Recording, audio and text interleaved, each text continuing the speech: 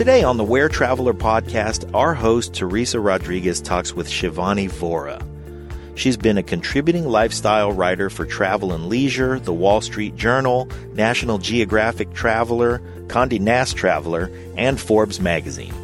Lately, she's been a regular contributor for the New York Times, and she's written pieces on family travel, health, fashion, beauty, food and drink, and she's got a particular expertise in finding luxury on a budget. She was born in India, immigrated to the U.S. with her family when she was 8 years old, and had been to some of the world's most exotic locations like Bali, Hong Kong, and Istanbul by the time she was a teenager. That influence has fueled her sense of exploration and adventure, something she is actively passing on to her two daughters. They live in New York City, and they've explored the city's great museums, restaurants, and landmarks together all of the girls' lives.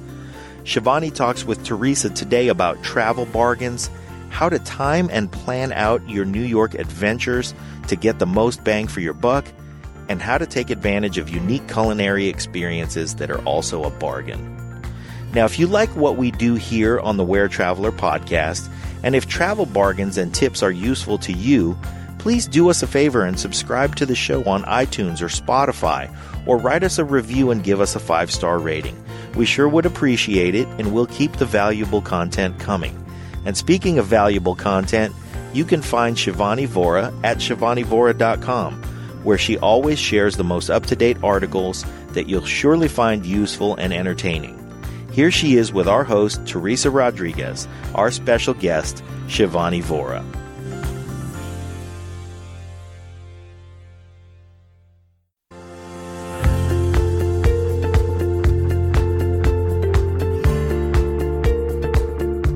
You're listening to the Where Traveler podcast, the audio companion for Where Traveler magazine in print and online. For more information, go to wheretraveler.com. And now, Teresa Rodriguez, Editor-in-Chief for Where Traveler San Francisco. Hi, this is Teresa Rodriguez, your host on the Where Traveler podcast. And today we're with Shivani Vora, the lifestyle writer for the New York Times. Hey, Shivani, how are you? I am great. How are you? Thanks for having me on. Yeah, I'm so excited. I love your pieces on the New York Times. I was so excited about reading about how to have luxury experiences on a budget around the world. That was just so insightful. So thanks for that. Oh, thank you. Awesome. Yeah, absolutely. We all love luxury travel, but who wants to pay for it? Right. So, you know, And you who live in New can York. pay for it? Yeah. Right. And you live in New York, and I would love for you to share some of your insights and secrets with our listeners when they go to New York. You know, share, pray tell the secrets. What can we do? Let's start with restaurants. I think. Do you want to start with restaurants? Do you want to? I don't, because the one big thing that I think, which is intuitive to most cities, that I think is really important to know, is that if you want to save on a trip in New York, you need to come on a weekend. You shouldn't come during the week. Ooh, so that's a really big thing that I think most people don't know, because New York is a place that's for business travelers. So all the weekday hotel rates are geared toward business travelers. I didn't know that. And meaning like people who have unlimited budget, corporate crowd. So I'll give you an example. At the Pierre Hotel, 5-star hotel, or at the Baccarat Hotel, sumptuous, beautiful, gorgeous hotel, the rate in the week is $1,100, or the St. Regis, $1,100. Whoa. You come on a Friday night, come on a Saturday night, that rate is going to drop in many cases by more than 50%. So that's come on a weekend, which works out well if you're on vacation, because most people, ideally would come on a weekend anyway, right, for vacation. So that would be first, before doing anything, save yourself, cut your costs in half, by more than half, by coming on a weekend. That's fantastic. How about holidays? Like we've got 4th of July coming up, Thanksgiving. Are those also good times to come to New York? Thanksgiving, no. That is very expensive. Holidays are very expensive, like Christmas. 4th of July, it's not as expensive because that's the time when a lot of people go to the beach. So 4th of July weekend is actually a good weekend in New York. hotels do offer rates and deals. The cheapest time all year, I mean, if you really have some flexibility, come on a weekend and come in January.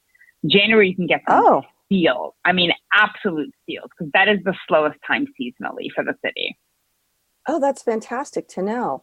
And now, is there any specific areas around town that I've just been learning about all these different areas. You've got Upper East Side, you've got Upper West Side, you've got Midtown, you've got downtown, you've got the alphabets. Can you tell us about each of these neighborhoods and some of the luxury things that are going on, or some little secrets about each place? Well, I mean, I think it depends on what you're interested in. I think the big thing to remember is that in New York, I don't want to say never, but you most often don't have to pay top dollar to have a luxury experience. A lot of the museums are really inexpensive or have free admission, as they do in many great cities around the world. MoMA, for example, or the Whitney, for example, downtown. Friday nights is a great time to go. It's free admission. You can also buy a New York City pass, which gives you admissions into multiple sites. NYC & Co. is a great resource, to buy this pass. And you pay one price, you get admission to multiple museums and sites. So why pay the individual admission fee to go to the Met and to go to MoMA and to go to the Guggenheim when you can pay for this one pass and get admission into everywhere? And one of the great reasons why people come to New York is because of the museum. Right. So what was the name of the pass again? It's called the City Pass. City Pass. Okay, yeah. Yeah, and it's specifically for tourists. Where you come in, you pay this one admission price, and you get, admission into multiple sites, like, also the Freedom Tower site and all that stuff. So I think that's a great, that's a great thing to keep in mind. The culture is obviously a really big part of New York. Right. The other big thing in New York, why people come, is the restaurants, food. Everyone loves food. People love the great restaurants. I think a couple things to keep in mind here. A lot of the great restaurants are not expensive. They're free. I mean, they're very low cost, right? They're not that expensive. I mean, it's like Tim Wen, which is a Michelin-star dumpling spot in the East Village, for example. Little India, right on 28th Street, or the Indian restaurants on 6th Street, the ethnic restaurants in Queens, Astoria, which is home to the best Greek food ever. These are amazing, but it's really great quality fish or olive oils when it comes to Greek food, and produce, and really great curries and things like that when it comes to Indian food. And when you go to Woodside and Elmhurst, it's got really great, Asian and Vietnamese cuisines, and so flavorful.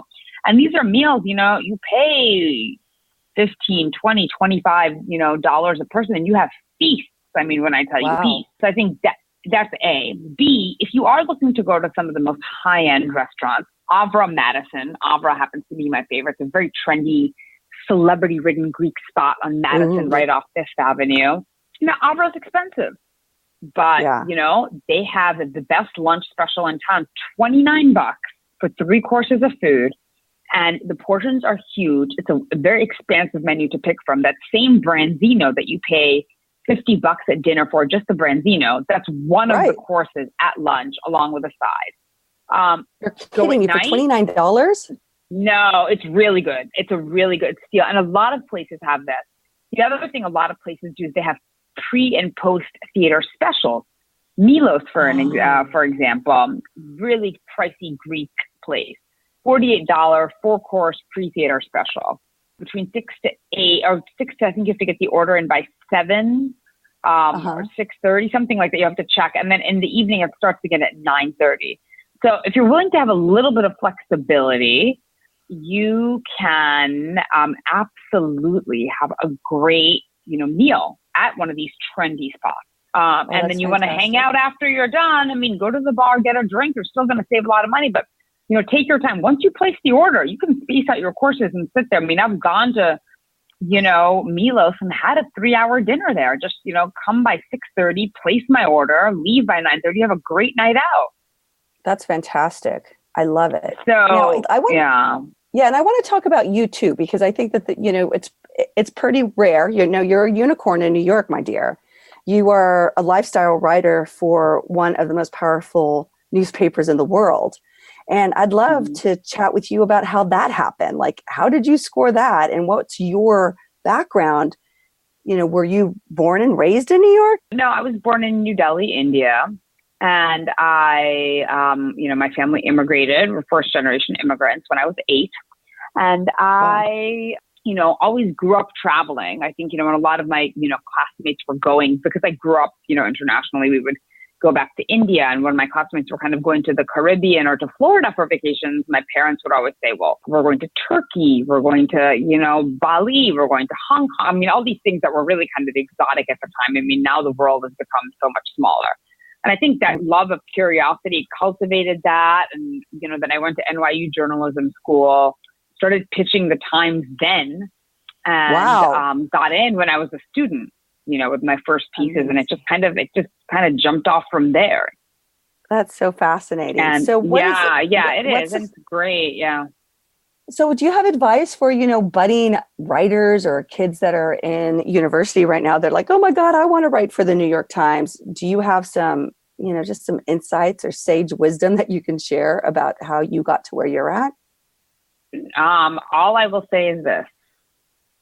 The best writers are never, the people with the most bylines are never necessarily the best writers. They're just the most persistent.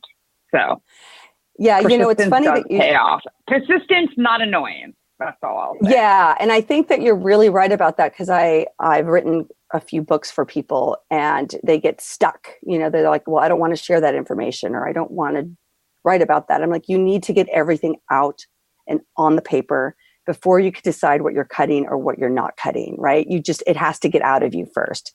And then from there, then you can decide what you're going to keep and what you're not going to keep. I think that there's a lot of fear sometimes about writing and getting your words on paper as well. And, what I find so, just so rewarding and inspiring about you is that you've really created a fantastic niche. And, I also want to mention that you're a mom. And let's talk about two girls. Let's talk about being a mom in New York. This is big, girl. This is huge. It's fun because, my parents live in New Jersey. And when we go visit them, I would say suburban life is very different in terms of, especially when my kids were younger, if you wanted to go to the park, you would have to get them in the car seat, drive to the park, get them out of the car seat, to fold the stroller, put it away. It's a whole Megillah. In New York, you just get out and you go. And there's 6 parks. Do we want to go to the UN Park? Do we want to go to Central Park? Do we want to go by the East River? And I think there's an abundance of activities to do for kids and for families to enjoy that are also really inexpensive or for free. And there's always something going on. And I think that way it makes it interesting to be a kid. It can be overwhelming and sensory overload, but it is interesting to have the opportunity to be a kid in New York. Yeah, I can't even imagine. That just sounds so fascinating. And I think, a lot of families who travel, they're like, okay, let's plan a trip somewhere. New York would not be one of the first places to, go and take your kids. But would you say that, definitely go to New York, take the kids to New York? What's your advice for families that are looking to go to New York? Is that something you would recommend? And what are some of the things that you I would love suggest? it. I recommend it to everyone. I beg all my friends to come, who don't live here. And they're like, well, is there enough to do? I'm like, there is so much. And you don't, and it's a blessing. I think it's good for kids to be a little bit older. That's a really good, I wouldn't for babies and stuff, they might kind of miss the point. But I think once they can start walking a little bit, because there is a lot of walking, I think that's the great thing. And although you can definitely fold the subway and all that, fold the stroller on the subway so the strollage, but they'll enjoy it more. They'll get into riding the tram over to Roosevelt Island, and they'll get into the Natural History Museum and the dinosaurs there. And they'll love to, climb all the complex stuff and the playgrounds. There's so many different playgrounds in Central Park, or, go ice skate at Rockefeller or, or in Central Park. So, there's a lot of cool stuff to do. I think that, it's good to be a little bit older. Now my kids are 6 and 11. I would say probably when they were out of strollers, they really started enjoying it, at 3. Absolutely. And how about let's talk a little bit about etiquette with kids at restaurants, because I know that there are some places, like Europe, there, bring your kids, sit down, have a big family meal, Las Ramblas in Barcelona, go for it. Where there's other places, that aren't as kid friendly. Do you have some, just kind of rules of conduct when you've got, kids going to restaurants in New York? I would say, but you have to judge your own child, right? I wouldn't take a kid, at 8:30, or 8 o'clock to a restaurant if they're used to going to bed at 7, right? Unless they're just going to sit in the stroller and sleep and they're a baby. I mean, I would say that all high-end restaurants, the Danielles of the world and, the Jean-Georges of the world, so they welcome kids. I think they prefer that they usually come early and that they're well-behaved. So I think that's good to know, because I would, because that's really good to know. Grill, I would think that, they'd be like, you know what, we really don't want your kids here. But I think that piece of advice, what you said, is bring them early and before their bedtime is super smart. Well, now, I wrote an article about this a couple of years ago. Yeah, I mean, like Gotham Bar and Grill, some of the best restaurants in New York. And they're like, listen, we love, bring your kids. I mean, we brought my daughter to Cafe Boulud, which is a Danielle Boulud restaurant, for her second birthday. And they doted all over. And Danielle loves, and at the main Danielle itself, they, will give kids kitchen tours and stuff. But you have to be able to, you have to be able to judge your child. I mean, some kids just don't, can't eat out, can't sit still in restaurants, can't any of that, Right. But if they're going to eat a meal at 5:30 and they're good about eating that meal at 5:30, go at 5:30. You might not let you go at 5:30. That's a separate issue, but Right. That's true. Now, do you know of any travel nanny services that are in New York, or do you recommend any that, say, you're there with your family and you and your spouse or a significant other wants to go to the theater, and there are nannies, certified nanny services that you can hire to watch your kids? There's Sitter City and Care.com. I mean, I don't want to verify them for, their safety, but they really have good reputations. I know a lot of parents will just hop on, browse through, and, we'll find, a babysitter through that. That is definitely a go-to for many parents. So right, yeah. I'm Teresa Rodriguez, editor-in-chief of Where San Francisco, and you're listening to Where Travel Podcast, where we love to talk about anything related to travel. For more information about this episode, as well as Where Traveler, be sure to check out wheretraveler.com. Right, yeah.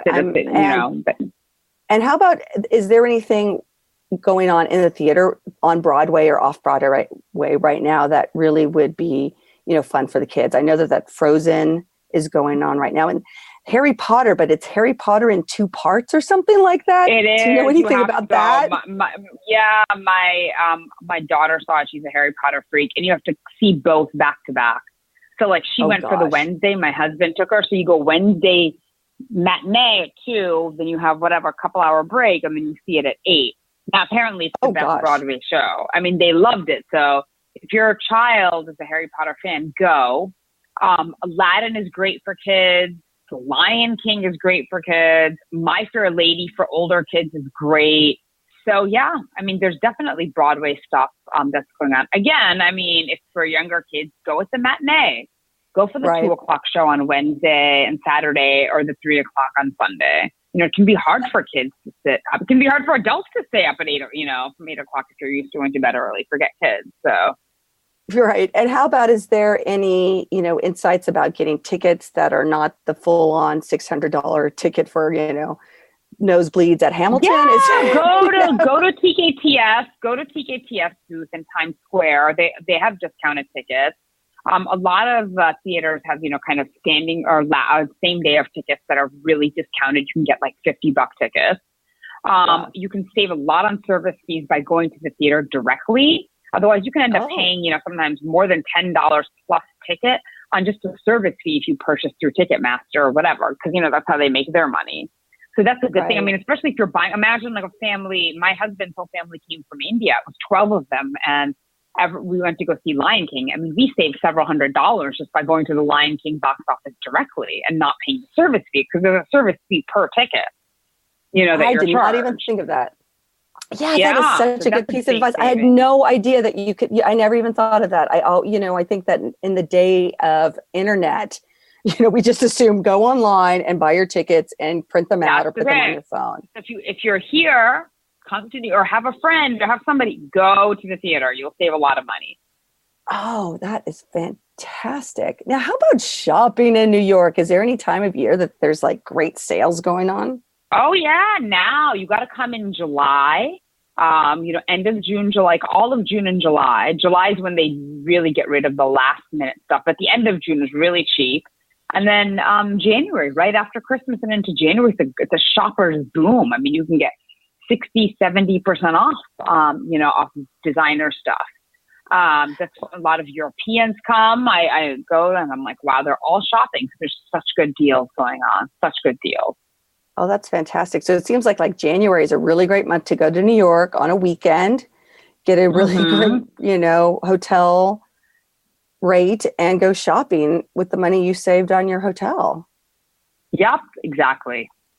Oh, that's fantastic. Shivani, this has been so insightful and really helpful. I am so delighted that we were able to chat together and you have taken time out on your super duper busy New York Times schedule to chat with us. Is there anything else that you'd like to share? Thank you for having me. No, I mean, if you have any questions, you think of anything else, you know where I'm at. I'm just a phone call away. So thank you. Yeah, well, thank you. We are with Shivani Vora, a lifestyle writer for the New York Times. I'm Teresa Rodriguez, your host with WhereTraveler.com. This podcast is available online at WhereTraveler.com, as well as iTunes and Spotify. Thank you. Thanks. Take care. Thanks. We've been with Shivani Vora, the lifestyle writer for the New York Times. I'm Teresa Rodriguez, your host of Where Traveler Podcast. You can listen to this podcast and many others on iTunes, YouTube, Spotify, and WhereTraveler.com. Thank you, listeners, for joining me. You've been listening to the Where Traveler Podcast, hosted by me, Teresa Rodriguez. This episode was produced and directed by Pete A. Turner, John Leon Guerrero, and Victoria Shepard. To listen to this podcast, find out more information about the crew, as well as Where Traveler, visit WhereTraveler.com, your ultimate destination guide.